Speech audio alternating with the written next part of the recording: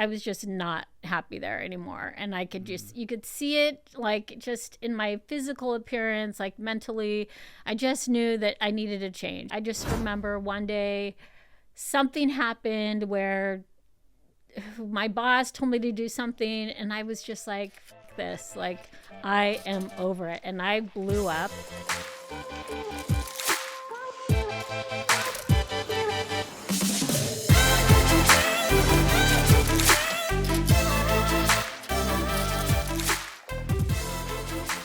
Hello and welcome to the Sick Burn Podcast, where we explore the bright side to life's darkest moments. Today we have a very special guest, someone that I've admired for a long time, and I'm so excited to talk to her today. She's a renowned chef and a staple in the Southern California culinary scene, but her road to her success wasn't always an easy recipe. I'm fortunate to know her on a personal level and call her a friend. So please enjoy the remarkable journey and insight of Jenny Messing. So we've known each other for a long time. I was thinking back to when I first met you, and I was 22. I'm 36 now. Yep. Yeah, and when I met you, I had so much like admiration for you. I looked at you and I thought, man, you had it so together, and you were so confident, and you were so assertive, but still so like happy and nice and kind. And I just thought, wow, that's so how I want to be in my professional life. And I don't know if you remember meeting me, but it's like, what were you thinking about, and where were you at with our big global sports brand back, 14 years ago? Well, the crazy thing is that I probably met you when you were way younger than that. I probably met you, I don't even know, because I would go out to Hawaii and just for different events or sales things with your dad. Yeah. Which is crazy. I probably met you when you were more like 14 years old or something, like in your teens. Yeah. Which is nuts, because I remember meeting your dad's family. I remember meeting you and your sister and his wife or something. I don't know. I just I just remember that. So it's crazy. I met you when you were a teenager, probably. Really. That's crazy. We really want to go back that far. But, okay, so seems like so long ago. So at Oakley, when we met, I must have just been, so when I first started working there, I worked in sales. I came on in sales, and I was the women's sales manager for apparel. And then I eventually moved into marketing. So I must have been in marketing when I met you. And I don't know. I'm trying to think. Yeah. It's all kind of blurry now, but it is. And you had such a long history there too. But it's like, we got to a point where we were doing events together. Yes. I was in sports marketing, and you were still attached to like the women's marketing side of it. Yes. But we got to the point where we were starting to do these awesome events, and we were traveling to places together. Yes. And even more so, I think at that point, I just looked at how you were operating, like just your personality and the way that you were putting things together. And again, I was in such awe of that. And I think I took a lot of that, and how you could still operate with a big global sports brand, but like be you and be kind and be nice and still get shit done. And I just thought that was such a cool way to do it. But I think at that moment too, you still had some challenges going on at this company, and it wasn't always smooth sailing. Can you talk to me a little bit about this part in your marketing career, in your big professional career that was challenging? I think that, it's different. It's different that was your perspective, because that wasn't really like how I thought of myself at all. Oh, really? And I think that too, and this is all just, it's funny, like we all just have our own perspectives on how things work and how like we feel like the environment it is. But for me at that time at Oakley, like there was like, all this women's stuff going on, and all this, I feel like there was this in a little bit of an internal power struggle there with all the women. Ooh, interesting. But again, maybe that's just how I felt at the time. Right. So it was challenging. I felt like I was liked by some people. I wasn't liked by other people. It was liked just, thank you. And you know what? I liked you too. So, thanks. But it was hard. Like, it was hard because number one, I didn't even graduate from high school. So I dropped out from high school. And the reason like I got into this industry is I worked at a surf shop for a long time. I worked at Hanson Surfboards in Encinitas because first I fell in love with surfing, and then I fell in love with snowboarding. So I was like, I got to get a job at a snowboard shop so I can get free lift tickets or whatever. So, so I got into the industry just because I loved doing all these different sports. I have no schooling, no background in sales, I didn't go to school for marketing. So I just kind of fell into these things, and I probably had a lot of insecurity, honestly, on my end, that do I even really know what I'm doing? Like, how am I even here? How am I even in this role? I don't know. So it was an interesting time, but I think at that time, Oakley was really starting to change. You know, there was more influence from Luxottica. We had gone through multiple layoffs, and just things had really started to shift. I think the people that I really loved working for were not there anymore. And I had to work with people that maybe I didn't really click with as much. And so there started to be like a little more turmoil for me. And I just started to not be happy there anymore. Right. I think that was it. And I started working there because I really loved snowboarding and I loved surfing. And that was kind of the vibe that I liked. And we had, you know, as far as the women's initiatives, like really had gone into this active wear and active market, which is great, but I wasn't like a gym person or like a workout person. Like I was passion. A snowboarder, you know, that wasn't my passion. And so it just kind of like, it just wasn't as fun for me anymore. I still got to do the fun things. Like I just really like carved this little I had this snowboard event that I did every year, and I just kind of made that happen. And,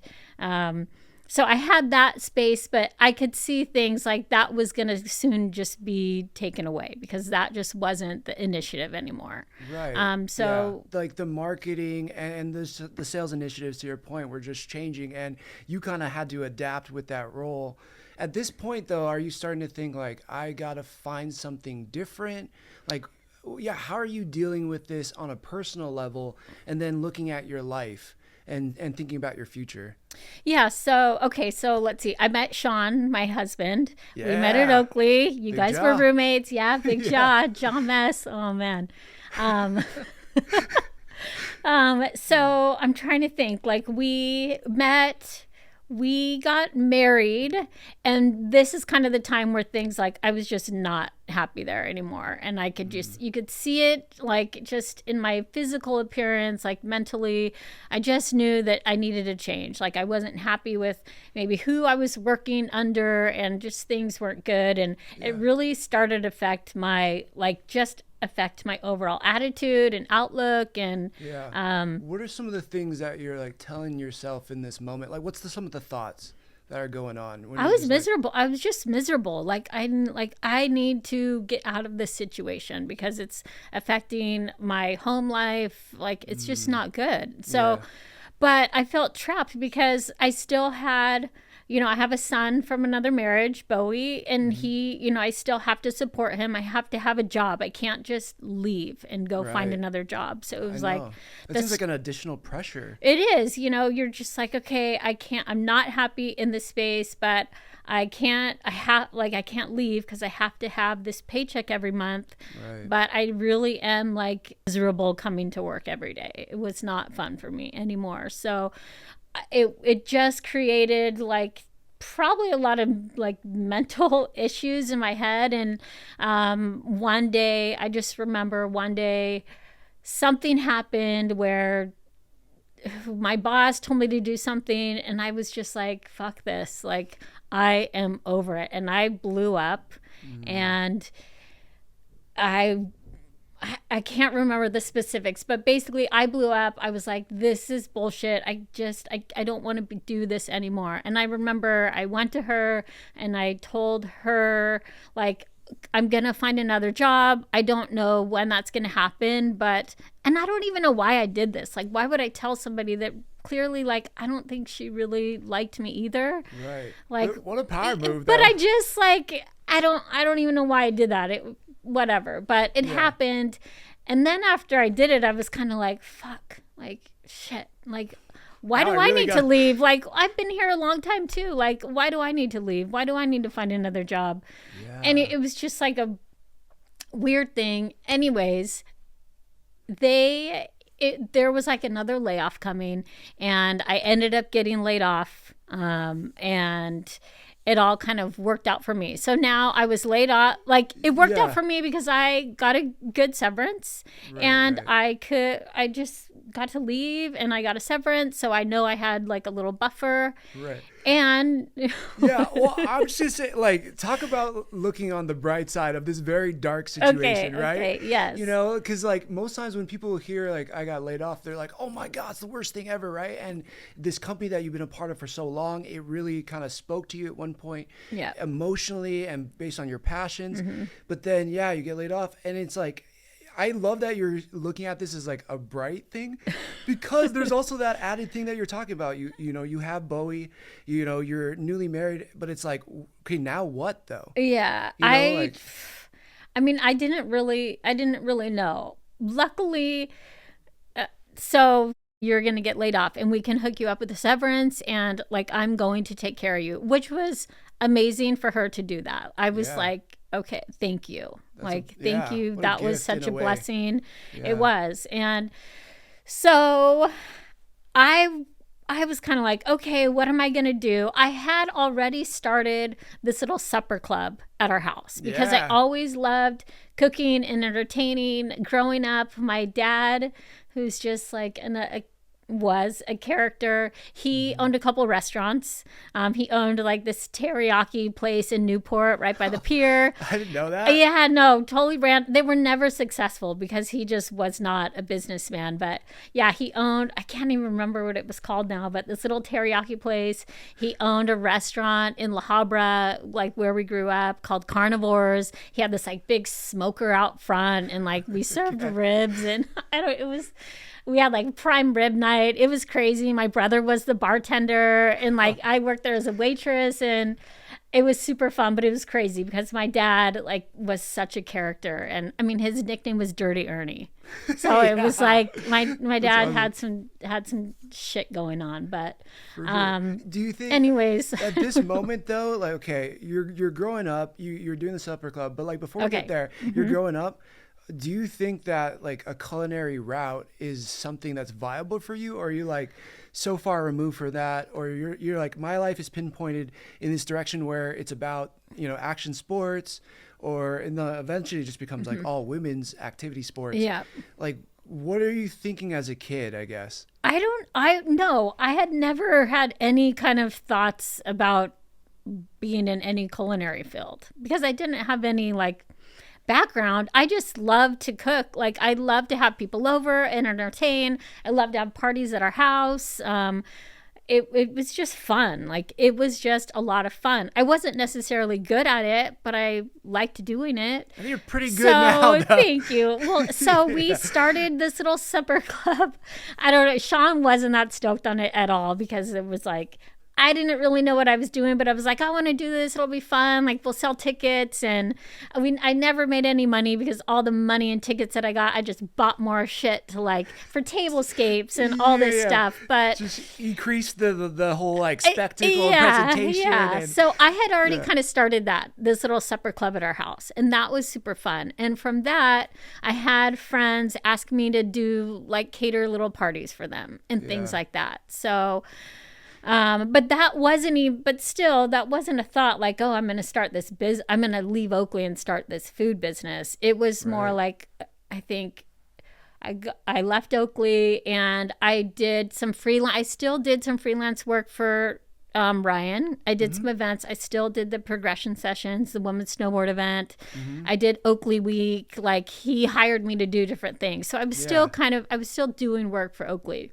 Right. On the event side. Yeah. It's so funny though. Well, I mean, I don't know if that's the right wording, but it's like, you're kind of just doing this thing as a passion. And I'm sure at this point, with whatever was going on there and all the struggle that you were having personally, it probably was like a release to have the supper club, to pour your passions into it. 100%. And you're like, yeah, it probably didn't even matter if you made money in a sense. Because Yeah. you're like, this No, is just kind I of did fueling not the care. soul. I didn't care if I made any money. It was just like, it was so fun for me. And just to see who showed up, and like all of our friends would buy tickets. It was just like, it was just so fun. And it Yeah. brought me so much joy. And I was like, this is it, you know, not yet like, this is it, this is what I'm going to do, but this is what I want to feel like. I want to make money doing something that I love. Like this past career that I had, I just kind of fell into it. You know, Right. I guess, so I worked at the surf shop, and then from the surf shop, I befriended the Burton snowboards rep. So I was a tech rep for her, and like these things just Yeah, kind that's of right. like, you know, they just happened. Maybe because I was just one, like back in that day, there wasn't a lot of women in the action sports industry. And I was somebody that was really active in those sports and friendly and whatever. Yeah. But also, I want to give you some credit too of just kind of being open to the possibility. You know, like I think it's overlooked sometimes that, you know, people like, hey, I'm doing this, I'm going to stay here because it's comfortable. Even if they hate it, sometimes people stay in the terrible situation because it's easier mentally than to take a chance on something else.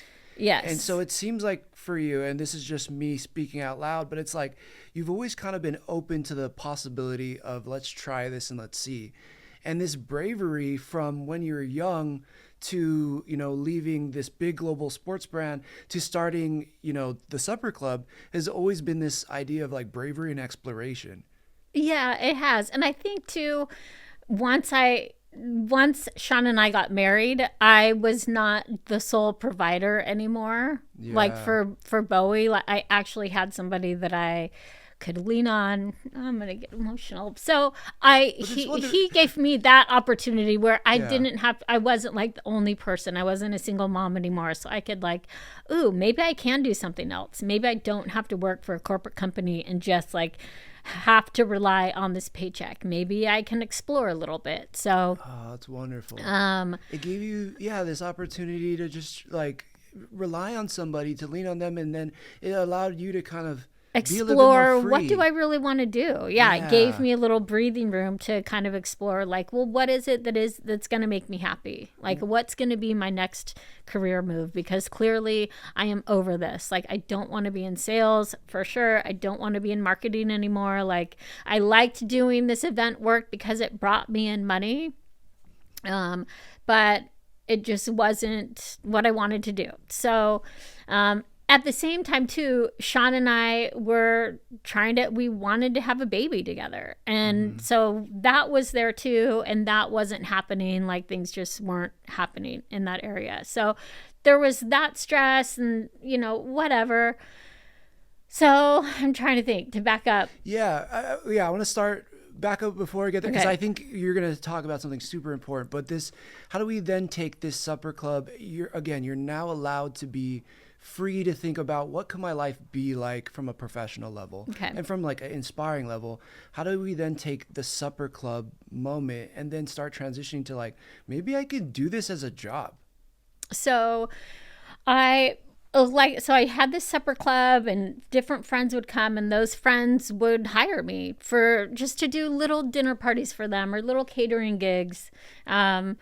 And that's when I was like, okay, well, can I do this? I don't know. I didn't have a lot of confidence in myself because I literally I had no business doing this. Like I had no professional skills, but right. It sounds like, you ever heard of like imposter syndrome? Well, no, that's exactly. And I look back and I still struggle with that. I think we all struggle with that to some point when we get into something without like having any kind of real professional training. Like it's, you know, it's hard to That's what I'm compare. doing here. Yeah. And it's just, we just always want to compare it ourselves to these other people that have all this training and like, but I didn't do that. I'm not good enough. Like I really can't do it. But at the same time, I just so wanted to just do something that I wanted to do, like to make a choice. This is what I want to do, not just something that I fell into, but like, I like this, I want to do this. So it was like okay, so friends started hiring me. I started this little company called Kitchen Vibes. That was my first kind of little catering company. I tried to start a blog, but I'm just horrible at that. So yeah, I mean but we're also talking about so many different skills at this moment that you kind of have to either learn or incorporate too. And yeah, I'm sure, the sales and marketing and all that experience you had lended itself to like doing some of these parts really well. But then you're also dealing with like, I have to learn what this new industry and profession is about. Yes. And yeah, I guess I'm just really impressed because it seems like when that imposter syndrome or that doubt crept in, you're like, no, I love this. I enjoy this. I'm going to keep leaning into that. Is that like a conscious thing that you're making, or were you just purely driven by passion? Honestly, I was driven by passion, but I would kind of give up and be like, what am I doing? It was so much work because I didn't know what I was doing. So it was always just kind of felt like a shit show, honestly. I mean, and I did Sean some events was with just you. like, this is a shit show. Yeah, and you were there, you helped me, and it was always just kind of chaotic because I really didn't know what I was doing. Right. Yeah, but I mean, it seemed like you did, and I think it's a superpower that you have. Thank you. Even if it looks to you, or maybe it feels like a shit show internally, you always were like this captain of this ship that was like, oh no, we're gonna do this, and we're gonna get through it. I definitely didn't feel that way. So, anyways, but yeah. So I would actually I did try and like get out of it, like not do the food thing, but something just kept kind of pulling me back in. Like somebody would call me to do some kind of event or something, and I would just get pulled back in. And then eventually, I'm trying to think. I did the Kitchen Vibes thing, and right. Now your name's probably starting to get out there. Yeah, a little bit. I am getting hired. I have whatever in Instagram, and so people are calling me to do little like baby showers or this, or then companies. I did a couple events for Vans. I think you helped me at an event for Vans. That was a sick one. Yeah, we were like in that back alley kind of room, like making things, and that was, I had so much fun. I thought that was it was. And then I got, let's see, I don't know. I'm trying to remember. It's like such a blur. Kitchen Vibes. I don't know. Eventually, I was doing some work, like I was traveling a little bit. Like Oakley hired me to go do a photo shoot at one point in Norway. Like, wow. I took over the skiers. It was kind of their off season. They had just closed. Oakley was doing a big photo shoot. The production company hired me to go and cook for the crew for the week because there wasn't anything open at the ski resort. So okay, so when Oakley is hiring you, this is for like the culinary side of things. This is to cook. This isn't for an event. This is different. It wasn't even for an event. Yeah, the production company that was putting on that was producing the photo shoot hired me to go. So what does that feel like, going from like, I used to be a part of this company at this like internal level to now like, wait, I'm getting hired for this other thing that I enjoy for the company that I had, maybe some conflicting feelings about.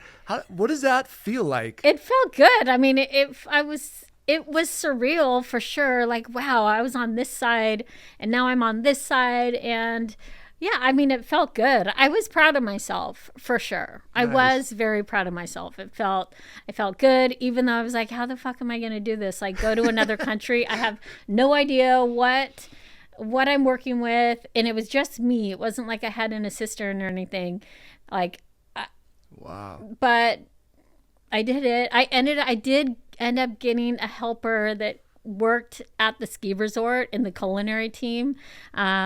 This Norwegian kid that would come and help me every day. But awesome. Yeah, it was crazy. But I guess it's just my attitude where I'm just kind of like, fuck it. Like, what do I have to lose? You know what I mean? Yeah. I know myself, and I know that I will never, like, I will do anything I can not to do a bad job.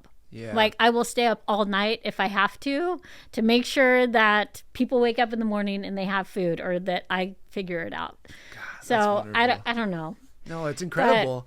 But yeah. I don't know. So anyway, somehow in that journey, so I'm doing different things. I would do for another friend that did kind of video production. He hired me to like film some food videos for him. I was just kind of doing anything in food that that people would pay me for. Yeah. Or not pay me for. Honestly, Right. I would just I just wanted to do whatever I could to get experience and to learn whatever I could. I did end up taking a few like week-long courses at the Culinary Institute of America in Napa. Wow. And so they were like week-long courses. I took like a basic training course. I took a farm-to-table course. I feel like I took one other one, just to kind of give me a little bit of confidence in like, okay, how, like, can I really do this? Do I really know what I was doing? Right. And Like, am I even on the right track? exactly. maybe? Yeah. Am I even on the right track? Like, but when I was there, it felt good. And it felt like this is so fun and awesome. I wish I would have discovered how much I loved cooking like when I was younger. I Yeah. just didn't even think it was a possibility, you know, because I had like I grew up in a big religious family. I have five brothers and sisters. There's 6 of us, and I have 3 step siblings. Like when I was growing up, it was just kind of all about church, and we were very poor when we were young. My parents split up or whatever. It just wasn't like me going to college. Like it wasn't even like, it wasn't possible. There was nobody that Right. could pay for it for me. I Yeah. couldn't pay for it myself. And I had moved on to different things. I always had a good work ethic. So I worked at the surf shop, and that got me into working for a tech rep for Burton. Like whatever. No, But- I love that you're like saying like whatever, because it's so impressive, the foundation that you had and where you came from and then what you were able to achieve. I think is nothing short of amazing. But it also, to me, it makes a lot of sense why you would have, a little bit of imposter syndrome. And it's still amazing that you were brave enough to push forward, right? You now realize like, I got this training, I care about this, I'm passionate about this. When you were saying like, I wish I had discovered this when I was younger, I wonder if you would have even appreciated it if you were younger, if you didn't have all that pressure. Do you think that's something that you would have even thought, like, would you have appreciated it as much as you Probably not, honestly. Probably not. I don't know. did? You know, we'll never know. But Right. That's true. That's true. That's a we'll silly never what know. if. But yeah, it in is a my what head- if. Like, I think about, like, what if? Like, wow, could I have been, like, what? I guess what I think about, like, man, if I would have just stayed in school and gone to college, like, I've gotten this far, which I'm pretty proud of myself for getting this far. Like, how much further could have gone? Like, could Yeah. I have gone? That's what I think about. You That's know true. what I mean? I think it's that one of those what if scenarios too, like what I was just saying, whether it was, you started earlier or not, the path that you're on has been nothing short of incredible. You start taking these culinary courses. I remember you telling me something about like you get this offer to do something at a restaurant. Yes. Okay. So we had, so in this time, Sean, okay, this is kind of this segue a little bit, but I told you that me and Sean we're trying to have a baby. It had been probably about 4 years since we got married, and like nothing was happening. And then one day, I remember we were in Costco and we were shopping, I think for an Oakley trip, like for an Oakley week, because I had got hired to go and I was going to cook there too. Like for a few of the nights, I not only was helping plan the event, but a couple of the nights I was going to cook for the team, like the athletes that were coming or whatever. Wow. So we were in Costco and I just didn't feel well. Like I started feeling really lightheaded and just kind of weird and off. And so I went home and I took a pregnancy test and it was positive. And it was great. I remember Sean was in the garage. I was holding it like this. I was just so in shock and I ran out and I was like, I was screaming because I didn't know how to like get out this emotion. And he thought I was holding it like this and he thought that I had stabbed myself or something. I know. He was like, what the fuck is if you're wrong? doing this, Like, I was might have thought the same thing. I'm pregnant. Like, and it was crazy. It was totally out of the blue. I think that we had both silently like given up, because it Had just you guys discussed that not though? really. It was just like it just wasn't happening. And at that point, I mean, I'm older. I was already in my 40s at this point, or like late 30s. Mm-hmm. No, I think I already was 40. I don't know. Right. But so it was just kind of like we did talk. Like I never really felt like I was going to go down the route of like getting fertility help. Right, it just right. wasn't there. But anyways, so this happened and it was so great. We were so happy and everything was good. And then we ended up losing that baby. So at that time, yeah, it was hard. It was obviously very devastating because everything was good and then everything was bad. Is so obviously I can't even imagine. That's like so absolutely tough. And to hear how overjoyed you were when you found out to this moment, it's, what else is the restaurants going? Is that culinary business good yeah, too? so this is kind of like, so that happened. And as this is happening, my friend had reached out to me and she was like, hey, I'm working with this family in Laguna. They just bought a bunch of real estate, and there's a restaurant in this real estate, this little cafe, and they're looking for a chef, and I recommended you. And I'm like, okay, like, okay, like that great. sounds awesome. Do they know that I have never been a chef in a restaurant before? Like, and that just shows you how awesome your friends are, because she just had built me up to this person that I really wasn't. Yeah.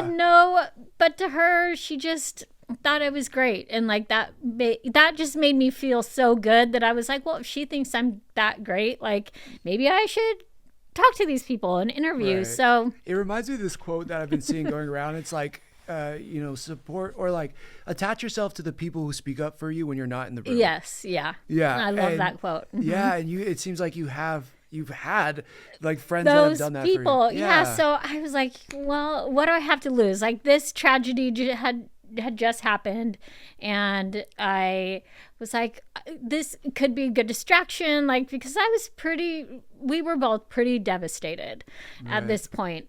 So at the same time, I interviewed, and what they wanted me to do, there was this little cafe that they had bought with kind of their takeover of this portion of buildings in Laguna that they bought, and it was this cafe, and they wanted to just kind of change it around, turning it into like a healthy cafe, which was exactly what I wanted to do. Like that, at that point, that was kind of like my dream, to have this healthy cafe, blah blah blah. So I put this deck together and presented it to them, and it was just a contract for 6 months. Yeah. So they ended up hiring me. So can I ask you something? Yeah. Though? Like when people are depressed or in a tough situation, it's so hard to think about going out and doing something, right? Like I know you're saying it was a good distraction, but how do you find the willpower to be like, I'm going to take a chance on this thing after suffering such a devastating loss? Because I know for me, it's like, I couldn't even fathom doing anything after my accident. Even after I got out of the hospital, I was like, I lost everything. Like my whole life is done. It's ruined. Like I can't think about anything else in life but what I lost. So how did you go from that and like find this motivation? I feel like it just goes back to kind of my childhood, and there was I guess like a lot of turmoil. I just was part of one of those, my parents' divorce was one of those where it was just such a tug of war, like between the two. And there was always chaos or turmoil. And so me and all my brothers and sisters, we all had to just kind of like move on and just keep going. If that makes sense. I don't know. So I've always had this positive, like I could never be depressed for too long. Like I always have been good at pulling myself out of it.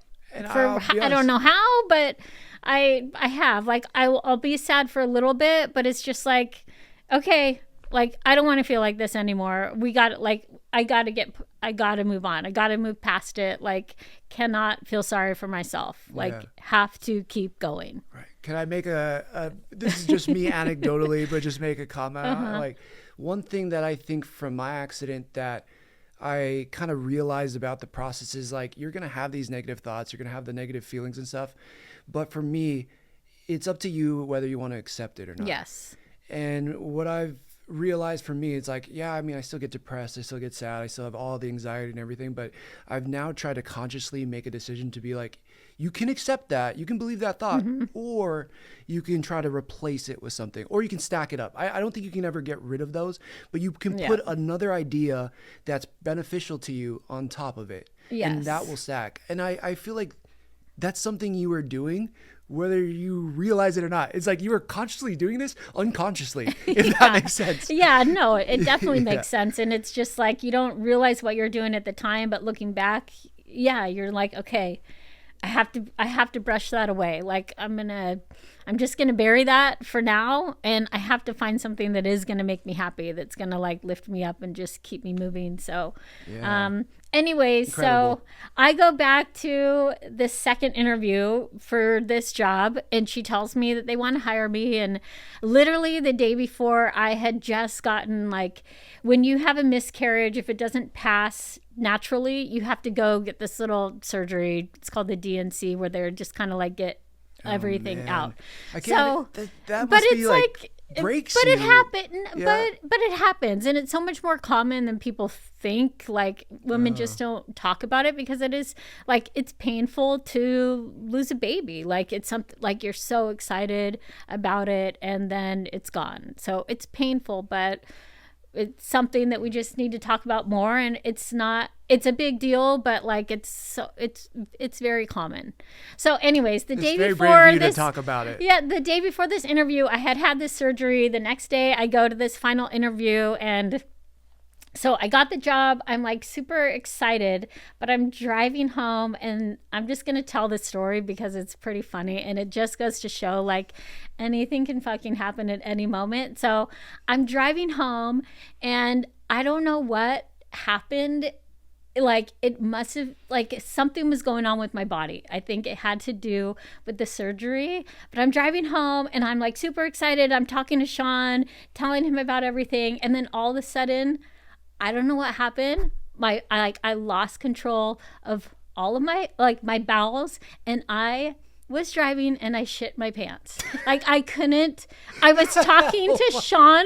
Sorry, TMI. I was talking to Sean while this was happening. Yeah. And it was like, everything was so good. And then I'm like, oh my God, Sean, like, I don't know what's happening. Oh my, like, I couldn't even stop it. I don't know what happened, but this isn't even the worst part. So Okay. I'm driving home, and I'm just like, God, like, oh my God, I just got to get home. I pull up in our driveway, and Bowie is in our driveway. I'm just trying to think, like, how am I going to get out of the car? Right. Bowie and all of his friends are in the driveway skating, and I'm like, you've got to be fucking kidding me. I just shit my pants, and I have to get out of the car in front of all these junior high little, like, shitheads that, like, what am I going to do? Right. You're like, So, how am I going to, like, navigate It's just this? like, it's just, life is so crazy. Like, you just don't know. It's such a stupid thing, but Yeah. I It's just don't- a snowball out of nowhere. yeah. Anyways, that's just like this whole story. It's just, you just never know what is going to happen at any time. Like, I was on this big high. I just got this job. It was kind of like a good, like, it was a contract job. They accepted. I kind of like went pie in the sky as far as what my salary was going to be. And they said yes. But at the same time, I'm like, what the fuck? Like, I don't know. Yeah. Well, I think it's funny Yeah. because, like, life has this way of just humbling you, right? Yes. And that's exactly what it did. I was like, okay, I'm not that cool. Like, Right. I But- maybe just landed this cool job, but I'm really not that cool. Like, Right. because you have this this weird thing just happened. Yeah, like, do you have this moment where you're like, yes, like, finally something good happened.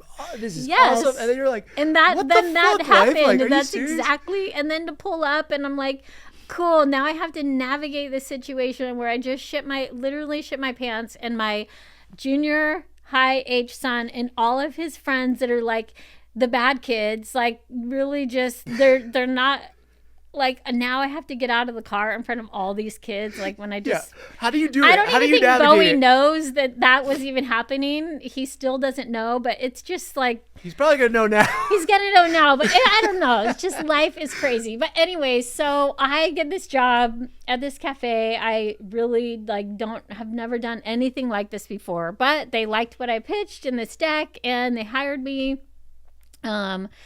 But when I got there, okay, so there's like this little cafe. They also took over the lease for it's like a seasonal restaurant and event venue. Oh, nice.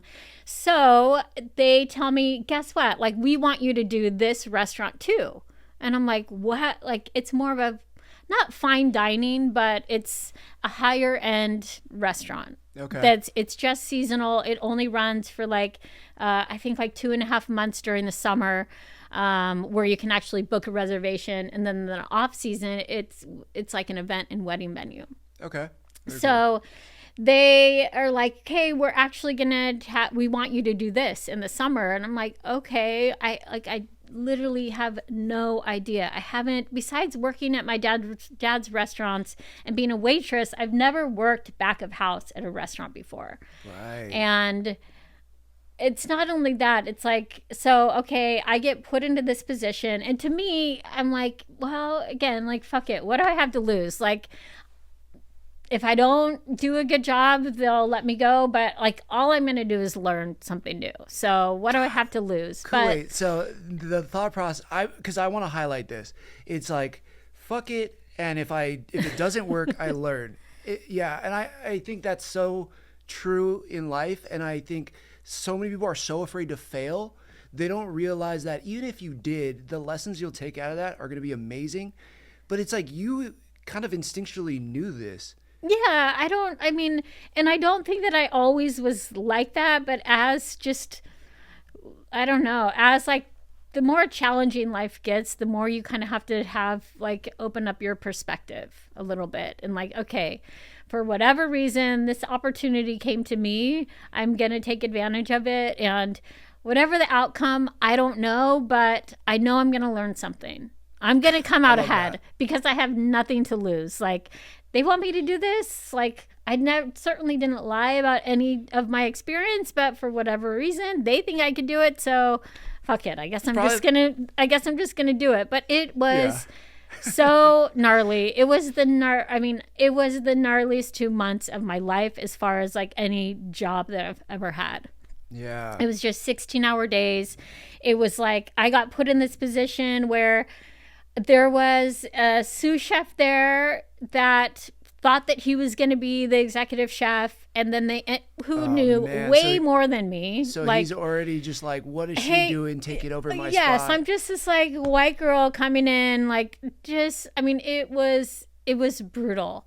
I mean, everyone just talked shit about me all day long behind my back, and I knew it, and somebody even told me, but it was just like, I get it. Like, I get why they're talking shit about me. I don't know what I'm doing, but you know what? I got put in this position, and I'm just going to do the best job that I can. And that's all that I can do. How do you deal with like your team is not like on your side? How are you internally dealing with this? Oh man, I just like every night after we shut down, I would grab a piece of cake and go eat my feelings. Yeah. I mean, I'm sure you eat pretty amazing cake. No, it was hard. It was, I mean, because it was 16 hours every day.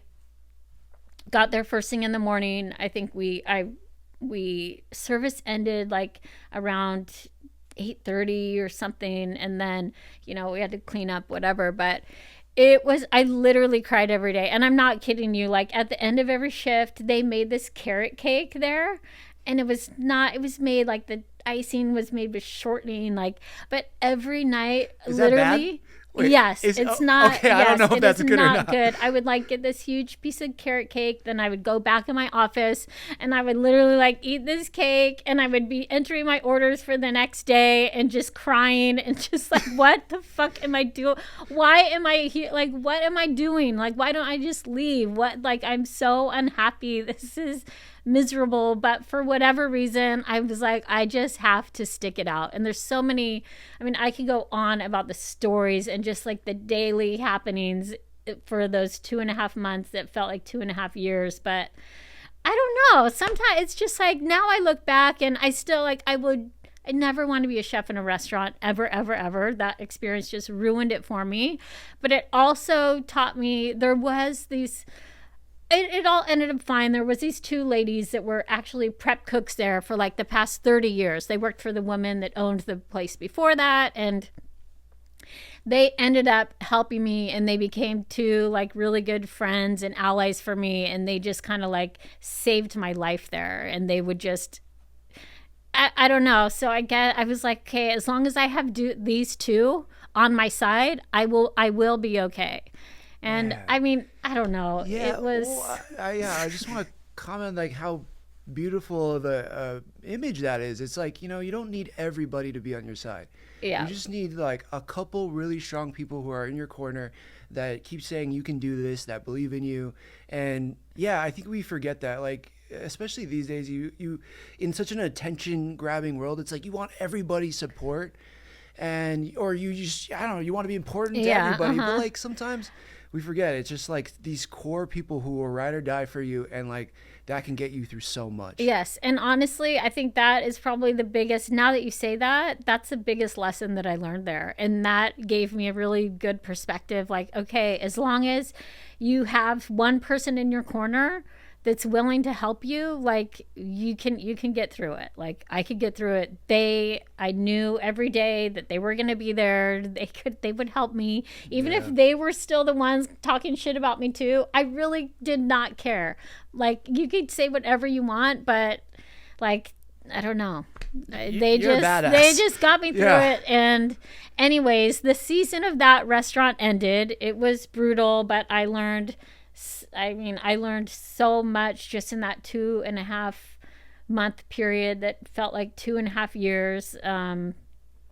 But then, so after that ended, I went back to the cafe that I originally was supposed to kind of like redo. So then I'm like on to this project. They really wanted me to try and like change the menu, and that was a whole nother situation because all the people that worked there worked for the previous owner, who kind of got like booted out because when this guy bought the building, he raised the rent. And so it was you're constantly like battling the people that you're supposed to work with. It was like, I don't know. I'm like, why do I keep getting put in these situations? Like that was another battle.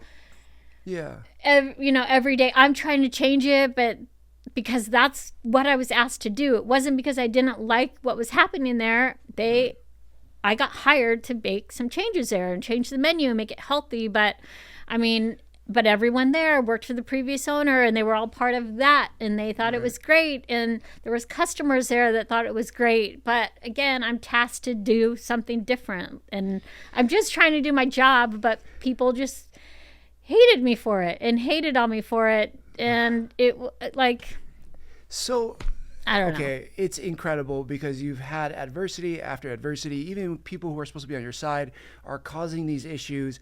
And to me, you just keep showing up with like bravery and courage and this commitment. I want to like fast forward to like where you are now. Okay. Because you've done and had to get through so many like challenging and like truthfully like traumatic things. Like I've watched The Bear, and like I can't even I don't know if you have, but like that should just be mad definitely. Anxiety. I'm like, I could never do that. But you've gone through these personal trials doing it yourself. Let's fast forward to now and what you're doing. What do you think, besides like having a few people in your corner, that you've learned from that and that you apply now in your everyday life, in your jobs? I think that you have to trust yourself. Like for me, I have learned to trust myself and trust that like I will always get the job done no matter what it takes. And I think if you can do that, you can really like do whatever you want to do. I mean, because again, like, I don't have any business being in this business, but I really, and it is hard. It's hard work. Like, it's very grueling. It's not glamorous, just like the bear shows. Like, it's not glamorous when you're back there. 90% of what I do is dishes. Like, it's you cook and you do dishes. But again, like, I'm so happy cooking and just being in the kitchen. It just brings me so much joy, and cooking for people makes me so happy. Like, oh man, that's wonderful. It's the best. And I think right now with what I'm doing, I do a lot of different things, but 2 days a week I have my kitchen window open, so my kitchen is inside the Stance Socks headquarters in the San Clemente Business Park. So within that area, we have like Rip Curl headquarters is in our parking lot. Surfers Journal and Golfers Journals in our parking lot. Catch Surf, Murph Electric Bikes, and all these people come to get lunch from me on Tuesdays and Wednesdays. And it's just like, I just cook for my friends, and it's so fucking awesome.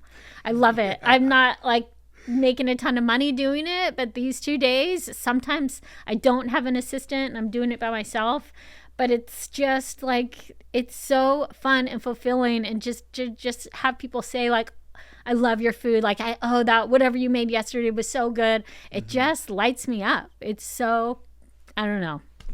It just brings me, it's so simple, and that's all I want. I just want to like do something that makes people happy and me happy at the same time.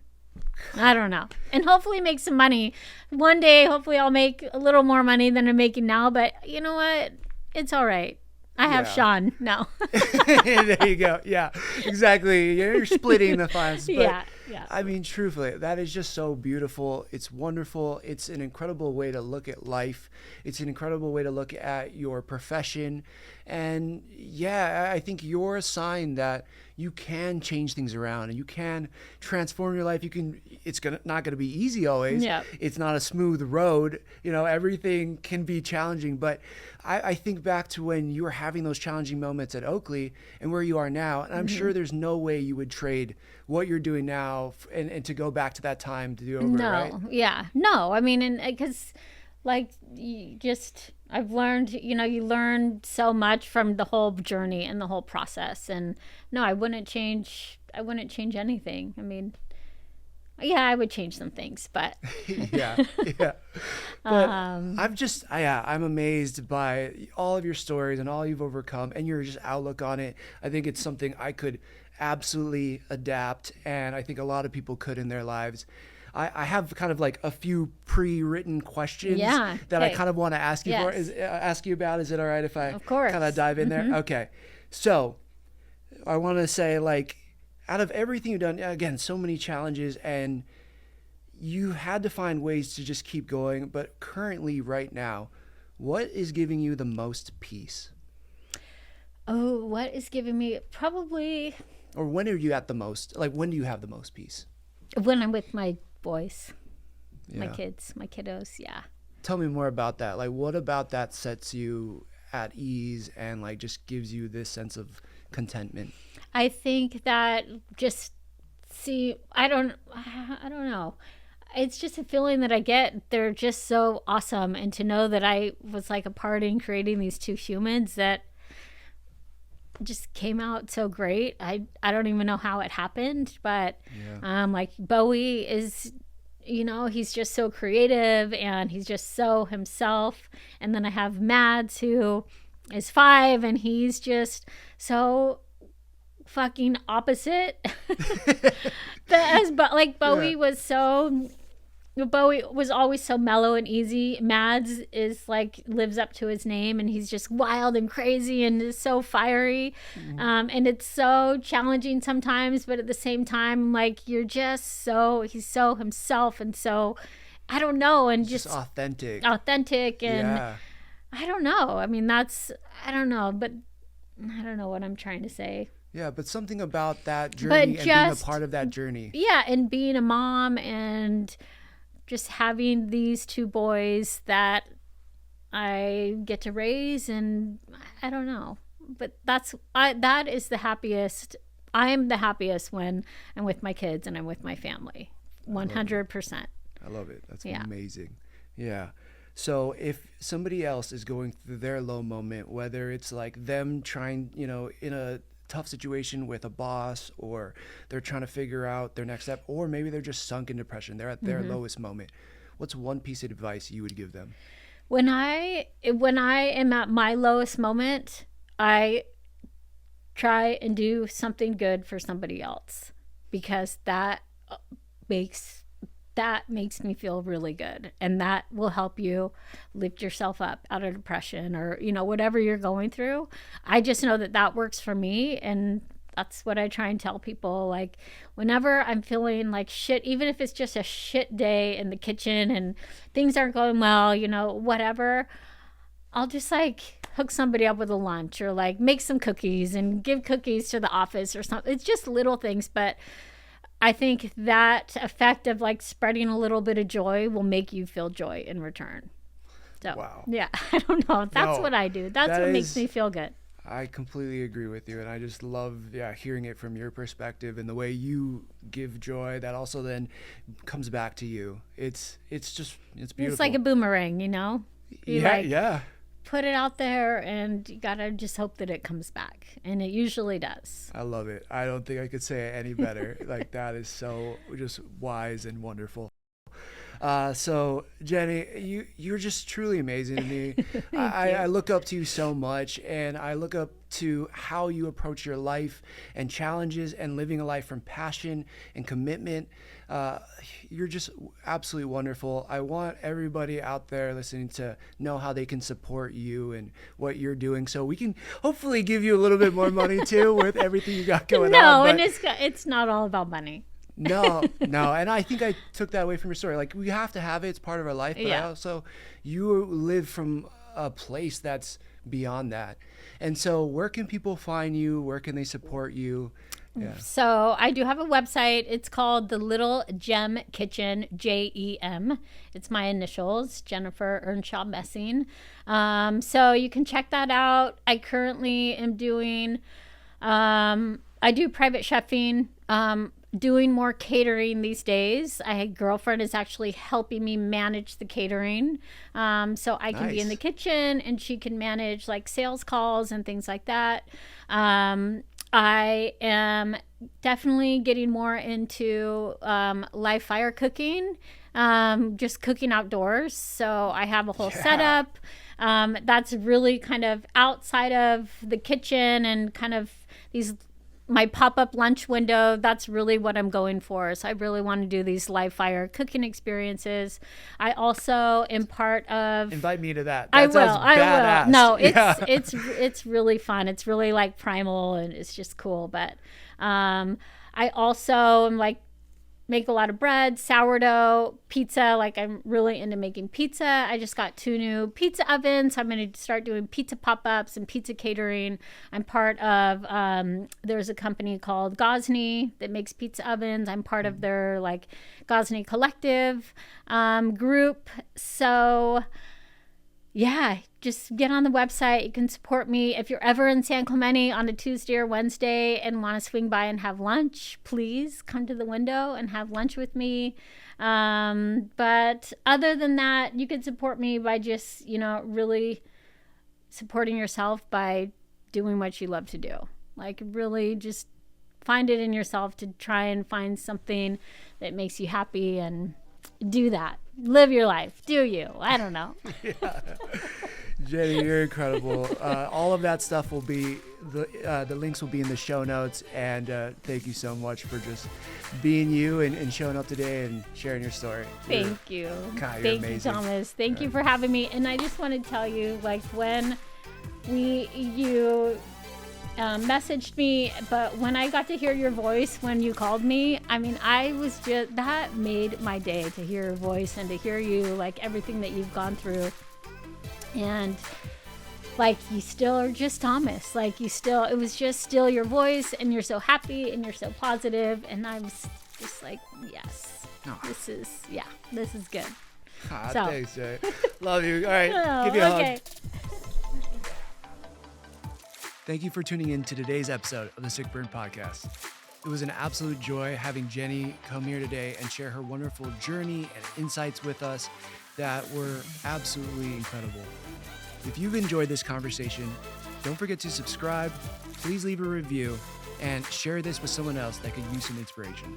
Follow us on social media at Sick Burn Pod to stay up to date on upcoming episodes, some weekly inspiration, and behind the scenes content. Until then, keep finding the light in the dark. Aloha.